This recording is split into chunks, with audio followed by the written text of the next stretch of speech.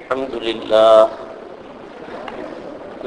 لله نحمده ونستعينه ونستغفره ونؤمن به ونتوكل عليه ونعوذ بالله من شرور أنفسنا ومن سيئات أعمالنا من يهده الله فلا مضل له ومن يضلله فلا هادي له ونشهد أن لا إله إلا الله وحده لا شريك له ونشهد أن سيدنا ومولانا محمدا عبده ورسوله صلى الله تعالى عليه وعلى آله وأصحابه وبارك وسلم تسليما كثيرا.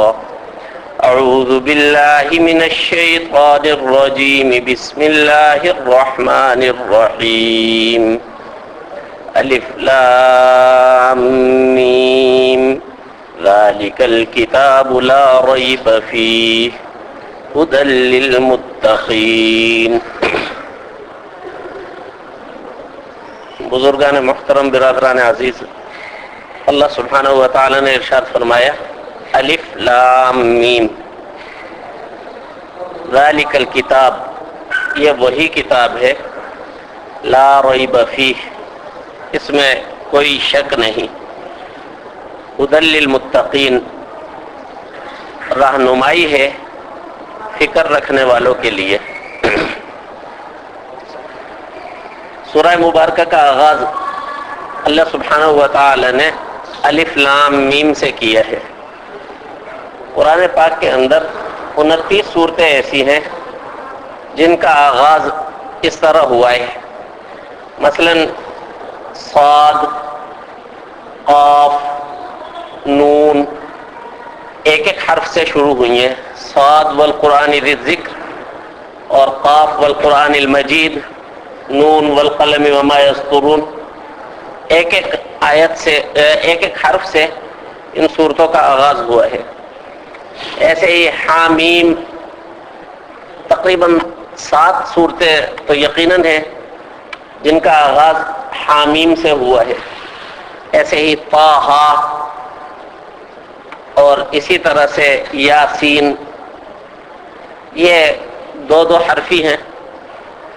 الف لام میم، الف لام را، یہ 3 حرفی ہیں. الف لام میم را، الف لام میم صاد، یہ 4 حرفی ہیں.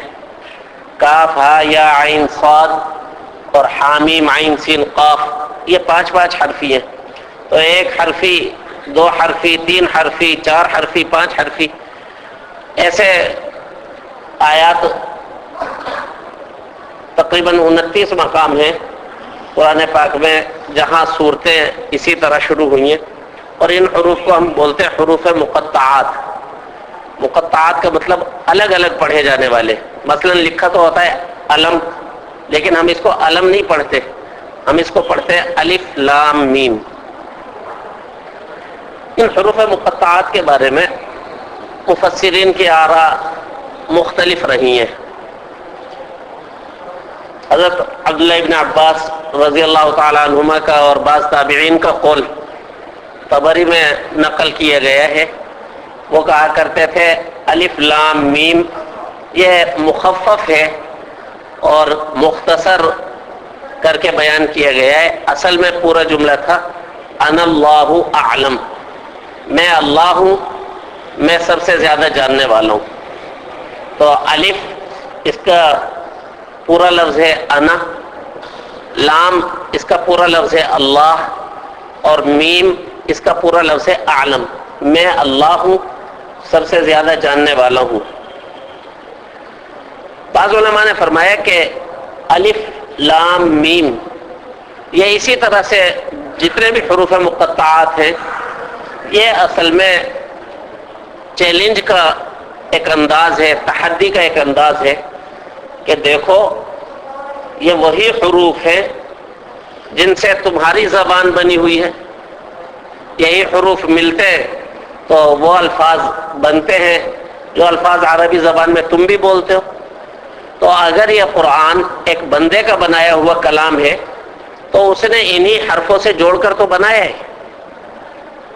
اگر وہ بندے کا کلام ہے تو تم بھی شاعر ہو، تم بھی فصیح و بلیغ ہو، تم بھی ایسا کلام بنا کر لے آؤ.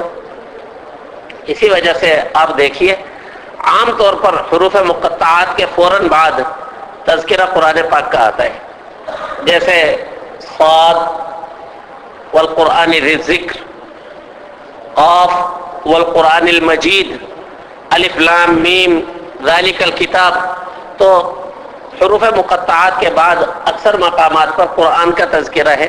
تو بعض علماء نے فرمایا کہ یہ الفاظ چیلنج کے طور پر بولے گئے ہیں کہ بھئی یہ کوئی اجنبی زبان کے حروف یا اپنی طرف سے حروف گھڑ کے کلام تیار نہیں کیا گیا، بلکہ یہ کلام انہی حروف سے بنا ہوا ہے جن حروف سے کلمات بنا کر تم عربی زبان میں شاعری کرتے ہو، قصیدے لکھتے ہو، اور تم فصیح و بلیغ ہو، اپنے مقابلے میں باقی دنیا کو گونگا سمجھتے ہو. تو اگر یہ ایک بندے کا بنایا ہوا کلام ہے تو تمہیں بھی چیلنج ہے، یہی حروف ہیں، تم بھی ایسا کلام بنا کر دکھاؤ. تو بعض علماء نے فرمایا کہ یہ تحدی کے کلمات ہیں. یہ دوسرا ایک قول ہے جو بعض علماء کا میں نے عرض کیا. تیسرا قول یہ بعض دیگر علماء کا ہے، مولانا حمید الدین فراہی وغیرہ کا. وہ کہتے ہیں اصل میں یہ عربی زبان کا ایک ادبی اسلوب تھا، اور معروف ادبی اسلوب، کہ عربی زبان میں بڑے بڑے جو فصحاء بلغاء اور شاعر ادیب تھے ان کے کلام کا ایک اسلوب تھا یہ کہ وہ گفتگو شروع کرنے سے پہلے بعض حروف بولا کرتے تھے. یہ بھی ایک قول ہے، اگرچہ میرے دل کو یہ قول زیادہ لگتا نہیں ہے، لیکن بہرحال انہوں نے کچھ شواہد بھی عربی شاعری سے اس کے پیش کیے. وہ کہتے ہیں یہ کوئی اجنبی اسلوب نہیں تھا. یہی وجہ ہے کہ ان لوگوں نے بہت ساری باتوں پر اعتراض کیا. کہیں وہ کہتے تھے کہ زقوم کیا چیز ہے، کبھی وہ کہتے تھے 19 19 کے عدد کو انہوں نے مذاق کا نشانہ بنایا تھا. تو بہت ساری باتوں پر انہوں نے اعتراض کیا یا مذاق کا نشانہ بنایا، لیکن حروف مقطعات کے بارے میں انہوں نے کبھی زبان نہیں کھولی. یہ بھی ہو سکتا ہے کہ اللہ سبحانہ و تعالی نے حروف مقطعات کے بارے میں ان کو زبان کھولنے ہی نہ دی ہو. یہ بھی ہو سکتا ہے کہ یہ تو تھا ہی چیلنج، اس چیلنج کا جواب دیتے تو بات نہ بنتی. لیکن بعض علماء کہتے ہیں کہ انہوں نے اس پر اعتراض اس لیے نہیں کیا کیونکہ وہ اس اسلوب سے واقف تھے اور ان کے ہاں یہ اسلوب بولا جاتا تھا.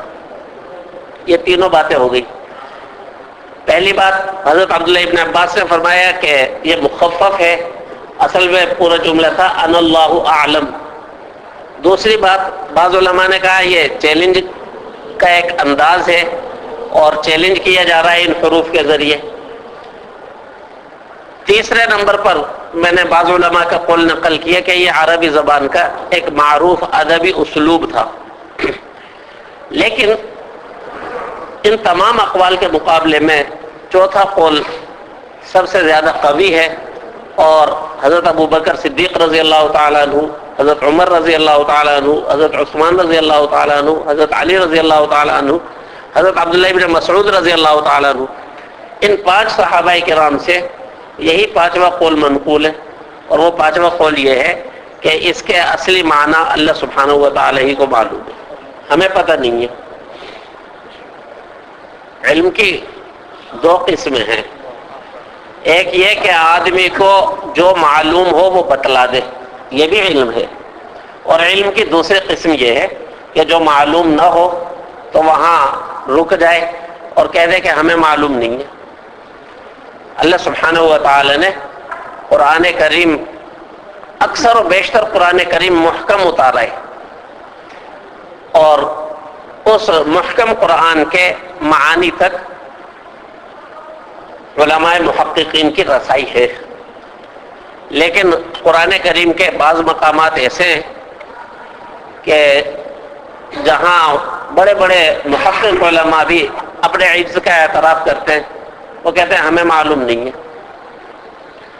اللہ سبحانہ و تعالی نے قرآن کریم کے ان دونوں حصوں کے بارے میں خود ارشاد فرمایا فی آیات محکمات ہن ام الکتاب واخر متشابہات، اس قرآن میں کچھ آیات تو محکم ہیں جن کے معانی متعین ہیں، ہن ام الکتاب، اور یہ محکم آیات ہی قرآن کریم کا اصل مرکزی حصہ ہے، واخر متشابہات، اور کچھ دیگر آیات بھی ہیں جن کے معانی چھپا کر رکھے گئے ہیں۔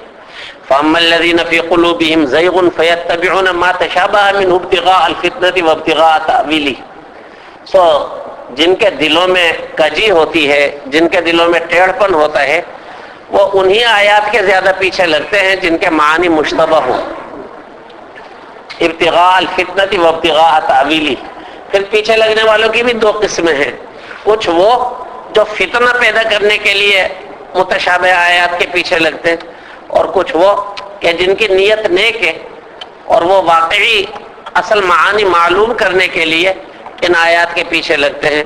وما يعلم تأویلہ الا اللہ، اللہ تعالیٰ نے فرمایا لیکن جو صحیح نیت سے ان آیات کے پیچھے لگتے ہیں عمل ان کا بھی درست نہیں ہے، اس لیے کہ وما يعلم تأویلہ الا اللہ، ان آیات متشابہہ کی تعویل اور ان آیات متشابہہ کے معانی بھی سوائے اللہ کے اور کوئی نہیں جانتا۔ والراسخون فی العلم یقولون آمنا بہ، اور جو پکے علم والے ہیں وہ کہتے ہیں ہم ان آیات پر ایمان لائے، کل من عند ربنا، یہ پورا کلام ہمارے پروردگار کی جانب سے ہے، جتنا ہماری سمجھ میں آ گیا وہ بھی اور جتنا ہماری سمجھ میں نہ آیا وہ بھی۔ یہاں ایک سوال پیدا ہوتا ہے کہ ایسا کلام نازل کرنے کی ضرورت کیا تھی جو سمجھ میں ہی نہ آئے، بس اتنا ہی نازل کر دیا جاتا جو سمجھ میں آ جائے۔ علماء نے فرمایا کہ یہ کلام اس لیے نازل کیا گیا ہے تاکہ امتحان ہو، ماننے والوں کا اور نہ ماننے والوں کا۔ کچھ وہ ہیں کہ جو راسخ فی العلم ہیں اور وہ کہتے ہیں آمنا بھی، ہم اس پر ایمان لائے، اور کچھ وہ ہیں کہ جو اس طرح ایمان نہیں لاتے بلکہ پیچھے لگتے ہیں اور جو حقیقی معانی ہیں وہ معلوم کرنے کی کوشش کرتے ہیں، حالانکہ حقیقی معنی معلوم ہو نہیں سکتے۔ تو امتحان ہے، اور ظاہر ہے کہ ایک غرض یہ بھی ہے کہ امتحان لیا جائے کون اپنی عقل کو اللہ سبحانہ و تعالی کی مقرر کی ہوئی سرحد پر روک دیتا ہے، اور کون ایسا ہے جس کی عقل بے لگام گھوڑے کی طرح ہر جگہ دوڑی چلی جاتی ہے۔ اقبال کا ایک اچھا شعر ہے، صبح ازل یہ مجھ سے کہا جبرائیل نے، جو عقل کا غلام ہو وہ دل نہ کر قبول۔ ایک بڑا عقل مند تھا جس نے سجدہ کرنے سے انکار کیا تھا، اور اس نے کہا تھا انا خیر من، آپ مجھے کہتے ہیں کہ میں اس کو سجدہ کروں حالانکہ میں اس سے بہتر ہوں۔ خلقتنی من نار وخلقتہ من طین، آپ نے مجھے آگ سے پیدا کیا ہے اور اسے مٹی سے پیدا کیا ہے۔ اللہ سبحانہ و تعالی نے اس کے پورے فلسفے کا جواب کیا دیا؟ اخرج منہا فإنک رجیم وإن علیک لعنتی الی یوم الدین، ہمارے دربار سے دفع ہو جا، فإنک رجیم، تو مردود ہے، وإن علیک لعنتی الی یوم الدین، اور قیامت تک تجھ پر میری پھٹکار ہے۔ تو بعض مقامات ایسے ہوتے ہیں کہ وہاں عقل کی نہیں عشق کی ضرورت ہوتی ہے، بس آدمی مان لے، سر جھکا دے کہ میرے رب کا اس موقع پر مجھ سے تقاضا اور مطالبہ یہی ہے کہ میں سر جھکا دوں اور مان جاؤں۔ تو خلفائے راشدین اور صحابہ کرام میں جو بلا شبہ سب سے بڑے عالم ہیں حضرت عبداللہ ابن مسعود رضی اللہ تعالیٰ عنہ، حضرت عبداللہ ابن مسعود رضی اللہ تعالیٰ عنہ وہ صحابی ہیں جو قسم کھا کر کہتے تھے کہ مجھے ہر آیت کے بارے میں معلوم ہے کہ کہاں نازل ہوئی اور کس وجہ سے نازل ہوئی، کون سا موقع تھا اور کون سی بات چل رہی تھی کہ یہ آیت نازل ہوئی۔ لیکن حضرت عبداللہ ابن مسعود کا قول بھی حروف مقطعات کے بارے میں یہی ہے کہ اللہ اعلم بمرادہ، اللہ اپنی مراد کو خود سب سے بہتر جانتا ہے، ہمیں معلوم نہیں ہے۔ اور دیکھیے ہدایت کا سوال کیا تھا نا، اہدنا الصراط المستقیم، یہاں ہدایت دی جا رہی ہے، ھدی للمتقین، فکر رکھنے والوں کے لیے پوری رہنمائی کرنے والی کتاب آ گئی ہے۔ لیکن پہلا سبق کیا دیا جا رہا ہے اس کتاب ہدایت میں؟ پہلا سبق یہ ہے کہ مومن کہتے ہیں ماننے والے کو، یقین رکھے اللہ سبحانہ و تعالی کے طرف سے جو کچھ بھی آئے اس کو حق تسلیم کرے۔ مومن کا کام یہ ہے کہ اللہ سبحانہ و تعالی کی طرف سے جو بھی احکامات آئیں ان احکامات کو بے چون و چرا تسلیم کرے، چاہے عقل میں آئیں چاہے عقل میں نہ آئیں۔ اس عقل کے اندر کائنات کے پورے اسرار کہاں آتے؟ جب اس کائنات کے اسرار نہیں آتے تو کائنات بنانے والے کے کلام کے اسرار پورے آدمی جان لے اور اس کے بھیجے ہوئے دین کے اسرار پورے آدمی جان لے، یہ مشکل ہے۔ اور حج کا فلسفہ دیکھیے، حج کے اکثر و بیشتر احکام ایسے ہیں جو عقل سے بہت بالاتر۔ قربانی کو دیکھ لیجئے، قربانی اصل میں نام ہے خون بہانے کا، بس خون بہا دیا تو واجب ادا ہو گیا۔ باقی گوشت کی تقسیم یہ سنت ہے، لیکن اگر کوئی سارا کا سارا گوشت خود ہی رکھ لے، اتنا بخیل ہو کہ کسی کو ایک بوٹی بھی نہ دے تو ٹھیک ہے، اسے بخیل تو کہیں گے لیکن اس کی قربانی ہو گئی۔ اب ذرا سوچئے کہ یہ کون سی قربانی ہوئی کہ بس چھری پھیر دی، خون بہا دیا، قربانی ہو گئی؟ جی ہاں، اللہ سبحانہ و تعالیٰ کا یہ حکم بھی ایسا ہے جو عقل سے بالاتر ہے۔ ذالک الکتاب لا ریب فیہ، یہی وہ کتاب ہے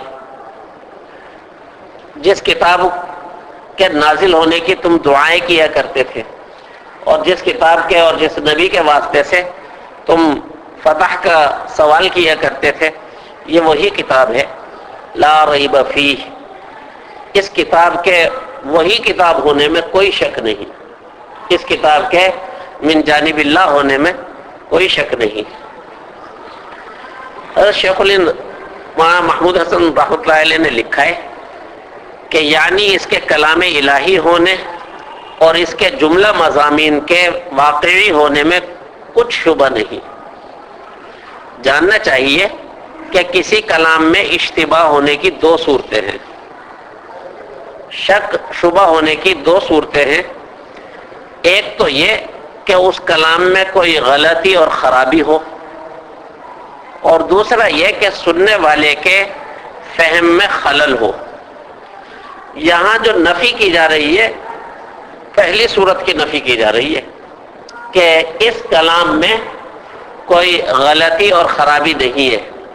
باقی جو دوسری صورت ہے شک کی کہ سننے والوں کے فہم میں اور ان کی سمجھ اور عقل میں خلل ہو، تو وہ جب ہم تیسرے رکوع میں پہنچیں گے وہاں آیت آئے گی وَإِن كُنتُمْ فِي رَيْبٍ مِّمَّا نَزَّلْنَا عَلَىٰ عَبْدِنَا، اس صورت کا وہاں بیان ہوگا۔ تو اس کلام کے ذاتی اعتبار سے اس میں کوئی شبہ نہیں ہے۔ ہاں یہ ہے کہ کسی بد فہم اور کوڑ مغز کو شبہ ہو سکتا ہے، تو اس کا جواب تیسرے رکوع میں انشاءاللہ آ جائے گا۔ ھدی للمتقین، رہنما ہے فکر رکھنے والوں کے لیے، الذین یؤمنون بالغیب، جو بے دیکھی چیزوں پر ایمان رکھتے ہیں، جو بے دیکھی دنیا پر ایمان رکھتے ہیں۔ ایک عالم وہ ہے جو ہمارے سامنے ہے، ہمارے حواس خمسہ جس عالم کا ادراک کرتے ہیں، ہم دیکھتے ہیں، سنتے ہیں، محسوس کرتے ہیں، چھوتے ہیں یا سونگھتے ہیں اور چکھتے ہیں، ایک عالم تو یہ ہے۔ اور ایک عالم وہ ہے جو ہمارے حواس خمسہ بلکہ بسا اوقات ہماری عقل سے بھی ماورا۔ مومن وہ ہے جس کو اس بے دیکھی دنیا پر بھی ایمان ہو۔ علماء نے فرمایا علم حاصل کرنے کے تین ذرائع ہوتے ہیں، یقینی علم حاصل کرنے کے تین ذرائع ہیں۔ ایک ذریعہ ہے حواس خمسہ، اور دوسرا ذریعہ ہے عقل، اور تیسرا ذریعہ ہے سچی خبر۔ بعض اوقات آدمی کو علم حاصل ہو جاتا ہے حواس خمسہ سے. جیسے مجھے اپنے زندہ ہونے کا علم یا مجھے آپ کے زندہ ہونے کا علم، یہ علم مجھے حاصل ہوا ہے حواس خمسہ سے. لیکن اس علم کے بعد ایک اور علم ہے، وہ یہ کہ مجھے جس طرح اپنی اور آپ کی زندگی کا علم ہے، اسی طرح مجھے اپنی اور آپ کی موت کا بھی علم ہے. کہ مجھے یہ علم ہے کہ ہر زندہ رہنے والا ایک دن مر جائے گا. یہ جو دوسرا علم ہے، یہ علم مجھے حاصل ہوا ہے بذریعہ عقل، کہ میں نے دیکھا اور سنا کہ جینے والے ہمیشہ نہیں جیتے بلکہ مر جاتے، اور اتنا دیکھا اور اتنا سنا کہ آخر میری عقل نے فیصلہ کر دیا کہ جو جی رہے ہیں یہ سب مر جائیں گے.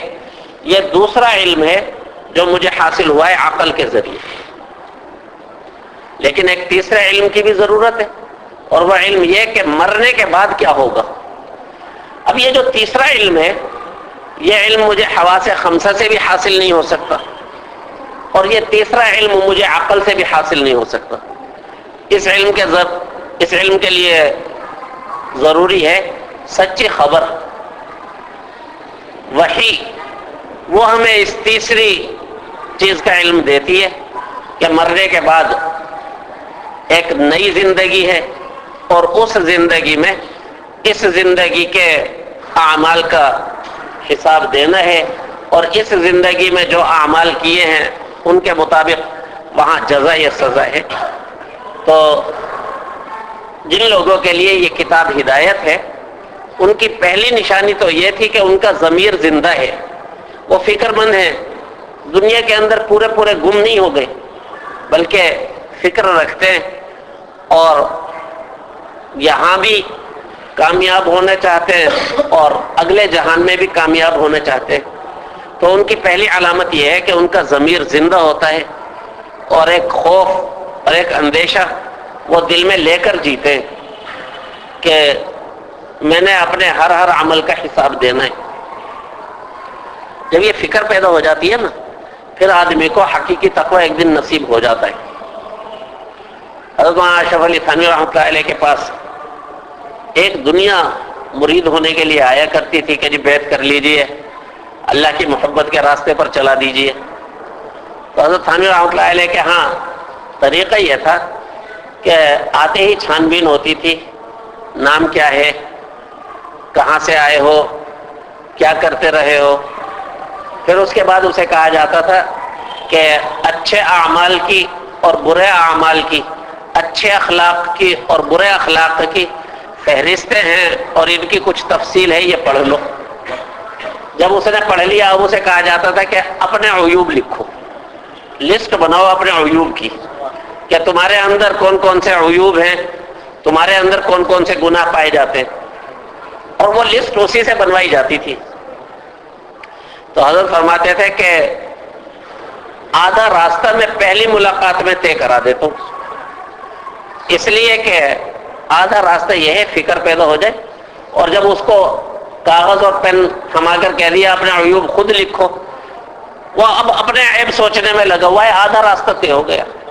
اب آدھا راستہ ہے کہ اس فکر کے بعد اصلاح، تو انشاءاللہ اصلاح بھی ہو جائے گی. تو پہلی علامت ان لوگوں کی جن کے لیے یہ کتاب ہدایت ہے اور رہنمائی ہے، ان کی پہلی علامت یہ ہے وہ فکر مند ہوتے ہیں. اور دوسری علامت یہ ہے کہ اس ظاہری دنیا کے اسیر نہیں ہیں، بلکہ اس ظاہری دنیا سے آگے بھی دیکھتے ہیں، اور ایک بے دیکھی دنیا پر ایمان رکھتے ہیں. ہمارے اساتذہ فرمایا کرتے تھے کہ کافر کی نگاہ کمزور ہوتی ہے، قریب تو دیکھتا ہے، دور نہیں دیکھتا. روٹی دیکھ رہا ہے بس کہ روٹی سامنے رکھی ہوئی ہے، اور مومن کی نگاہ دور تک دیکھتی ہے. وہ دیکھتا ہے کہ یہ روٹی کن کن مراحل سے ہوتی ہوئی مجھ تک پہنچی ہے، پھر وہ روٹی دیکھنے والے کو بھی دیکھتا ہے. تو دوسری علامت ان لوگوں کی جن کے لیے یہ کتاب ہدایت ہے، وہ یہ کہ وہ بے دیکھی دنیا پر بھی ایمان رکھتے ہیں.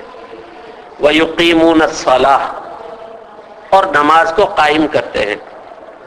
صلاح کا اصل معنی ہے دعا. تو نماز سراپا دعا ہے. اللہ سبحانہ و تعالی کے سامنے اپنے عز اور اپنی بندگی کا اظہار اور اللہ سبحانہ و تعالی کی رحمتوں کا سوال. تو اس لیے نماز کو صلاح کہا گیا. صلاح کا معنی ہے دعا. وَيُقِيمُونَ الصَّلَاةَ نماز کو قائم کرتے ہیں. علماء نے فرمایا جب کہا جاتا ہے نا قائم کرنا تو قائم کرنے کا مطلب ہوتا ہے اس کا جو حق ہے وہ ادا کر دینا. مثلا کہا جائے کہ اس نے حکمرانی قائم کر دی, اس کا مطلب یہ ہے کہ حکمرانی کا جو حق تھا وہ ادا کر دیا. نماز قائم کر دی, اس کا مطلب یہ ہے نماز کا جو حق تھا وہ ادا کر دیا. اور اب یہ تفصیل بہت بڑی ہو گئی. نماز کا جو حق تھا اس کے مطابق نماز قائم کرنا کیا ہے. اس میں نماز کی جو ابتدائی شرائط ہیں کہ بدن پاک ہو, لباس پاک ہو, جگہ پاک ہو, منہ قبلے کی طرف ہو, وغیرہ وغیرہ, ان تمام شرائط کا اہتمام بھی آ گیا. اس میں نماز کی ادائیگی خشوع و خضوع کے ساتھ ہو, یہ بھی آ گیا. اور پھر اسی میں یہ بھی آ گیا کہ ان الصلاۃ تنہی عن الفحشاء والمنکر, بے شک نماز روکتی ہے بے حیائی سے اور برے کاموں سے. تو یقیمون الصلاۃ نماز کو قائم کرتے ہیں, صرف پڑھتے نہیں ہیں بلکہ نماز کے جتنے بھی حقوق ہیں ان تمام حقوق کا خیال رکھتے ہوئے نماز کو قائم کرتے ہیں. وَمِمَّا رَزَقْنَاهُمْ يُنْفِقُونَ اور جو ہم نے ان کو رزق دیا اس میں سے خرچ کرتے ہیں. ویسے تو رزق کا لفظ اللہ سبحانہ و تعالی کی تمام عطاؤں پر بولا جاتا ہے. علم یہ بھی اللہ سبحانہ و تعالی کا رزق ہے. ہدایت یہ بھی اللہ سبحانہ و تعالی کا رزق ہے. روحانی دولت یہ بھی اللہ سبحانہ و تعالی کا رزق ہے. اور دنیاوی عیش و آرام کے اسباب یہ بھی رزق ہے. تو انہی تمام میں سے وہ خرچ کرتے ہیں. لیکن خاص طور پر یہاں جو اشارہ دیا جا رہا ہے وہ اشارہ دیا جا رہا ہے انفاق مالی کی طرف, یعنی زکوٰۃ اور دیگر صدقات کہ جو کچھ ہم نے انہیں عطا کیا ہے وہ اللہ سبحانہ و تعالی کی عطا کو اللہ تعالی کی عطا سمجھتے ہیں اور اس میں سے خرچ کرتے ہیں. دیکھیے یہاں بتلا دیا مما رزقناہم, اور اس مال میں سے جو ہم نے انہیں رزق دیا ہے. تو جو مال جس کے پاس بھی ہے تو وہ اللہ سبحانہ و تعالی کی عطا ہے. اگر انسانوں کی کوششیں اس رزق کا باعث ہوتی تو ہر کوشش کرنے والے کو برابر رزق ملنا چاہیے تھا, حالانکہ ایسا نہیں ہوتا. کتنے ہی کوششیں کرنے والے ایسے کہ بھرپور کوشش کرتے ہیں اور کچھ بھی انہیں نہیں ملتا, اور کتنے ہی انگوٹھا چھاپ ایسے کہ جب ان کا ہاتھ پکڑ لیا جاتا ہے تو ان کے پاس نعمتوں کا حساب نہیں ہوتا. علامہ تفتزانی رحمۃ اللہ علیہ نے مختصر المعانی میں اسی کے 2 شعر نقل کیے. فرمایا کم عاقل عاقل آیت مذاہبہ کم جاہل جاہل تلقاہ مرزوقا ھذا الذی ترک الاوہام حائرۃ وصیر العالم النحریر زندیقا. کہ کتنے ہی باصلاحیت کوالیفائڈ ایسے ہیں آیت مذاہبہ کہ ان کے رزق کے سارے دروازے بند ہو گئے ہیں. ویسے صلاحیت والے, ڈگریوں والے, لیکن جس کام میں ہاتھ ڈالتے ہیں کچھ نہیں مل پاتا, خالی تمام صلاحیتوں کے باوجود. کم جاہل جاہل تلقاہ مرزوقا, اور تم کتنے ہی چٹے جاہلوں کو انگوٹھا چھاپ انہیں دیکھو گے کہ ان کے اوپر خوب رزق برس رہا ہوگا. ھذا الذی ترک الاوہام حائرۃ وصیر العالم النحریر زندیقا. اور یہی وہ چیز ہے کہ جس نے عقلوں کو حیران کر دیا ہے اور بہت سارے عقل مندوں کو زندیقی تک پہنچا دیا ہے. کہ آدمی بسا اوقات اللہ سبحانہ و تعالی کی تقدیر پر اعتراض کرنے لگ جاتا ہے, فلاں کو کیوں دیا, مجھے کیوں نہیں دیا. تو اگر یہ دنیا کوشش سے ملنے والی ہوتی تو تمام کوشش کرنے والوں کو برابر دنیا ملنی چاہیے تھی, لیکن ایسا نہیں ہوتا. کسی کی کوشش بارآور ہوتی ہے, کسی کی کوشش بارآور نہیں ہوتی. تو فرمایا مما رزقناہم, اس مال میں سے جو ہم نے ان کو رزق دیا, ينفقون, خرچ کرتے ہیں. یہاں دیکھیے نماز کا ذکر کیا گیا اور انفاق کا یعنی زکوٰۃ اور صدقات واجبہ ان کا ذکر کیا گیا. یہاں پر روزے کا اور حج کا ذکر نہیں کیا گیا.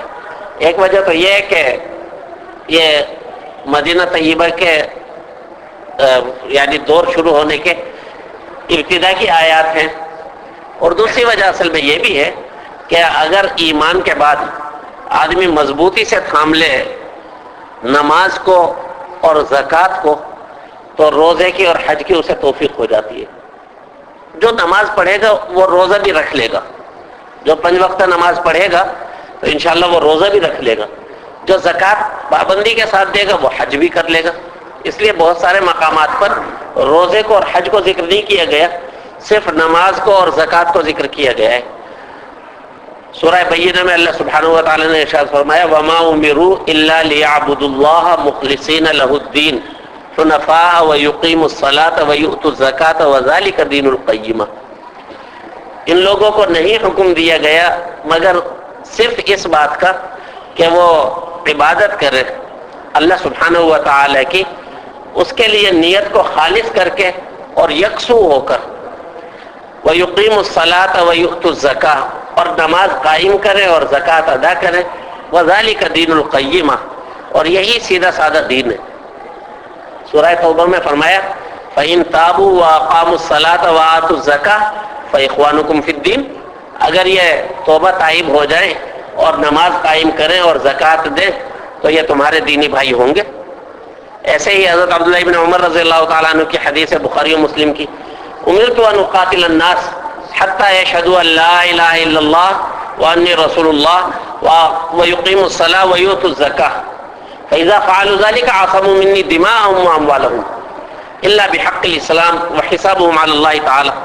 کہ مجھے یہ حکم دیا گیا کہ میں لوگوں سے جہاد کرتا رہوں حتى يشهدوا ان لا اله الا الله واني رسول الله, یہاں تک کہ یہ گواہی دیں کہ اللہ کے سوا کوئی عبادت کے لائق نہیں اور میں اللہ کا رسول ہوں. وَيُقِيمُ الصَّلَاةَ وَيُؤْتُوا الزَّكَاةَ, اور نماز قائم کریں اور زکوٰۃ ادا کریں. فَإِذَا فَعَلُوا ذَلِكَ عَصَمُوا مِنِّي دِمَاءَهُمْ وَأَمْوَالَهُمْ, جب انہوں نے یہ 3 کام کر لیے, دل و زبان سے اقرار کر لیا اور پھر نماز قائم کر لی اور زکوٰۃ دے دی, عَصَمُوا, تو پھر یہ بچ گئے, پھر انہوں نے اپنے آپ کو بچا لیا. تو اس کا یہ مطلب نہیں ہے کہ روزہ اور حج غیر ضروری ہے, روزہ اور حج بھی ضروری ہے, لیکن نماز اور زکوٰۃ کی برکت یہ ہے کہ اگر ان 2 اعمال کو آدمی کرنے لگ جائے گا تو انشاءاللہ باقی بھی کرنے لگ جائے گا. اس لیے یہاں پر ایمان بالغیب کے بعد ذکر کیا گیا نماز قائم کرنے کا, اور پھر ذکر کیا گیا انفاق کا. اللہ سبحانہ و تعالی ان باتوں میں جو کچھ نور اور ہدایت ہے ہم سب کو عطا فرمائے.